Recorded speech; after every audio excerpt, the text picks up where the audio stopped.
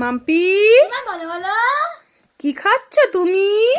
এই তো দাদা বৌদি বিরিয়ানি খাচ্ছি, মাটন। দাদা বৌদি বিরিয়ানি পিসটা দেখো, মটনের পিসটা দেখো কত বড়। দেখো বন্ধুরা, সাইজটা দেখো, হেভি বড় দাদা বৌদির বিরিয়ানি ব্যারাকপুরে। তো মাম্পির বাবা এনেছিল, মাম্পি খাচ্ছে।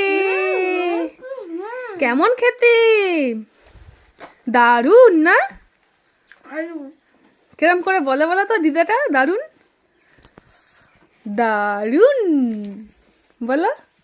দারুন, খুব সুন্দর খেতে না? তুমি সবাই স্কুল থেকে এসেছো? হ্যাঁ। কালকে স্কুল ছুটি? কিসের জন্য?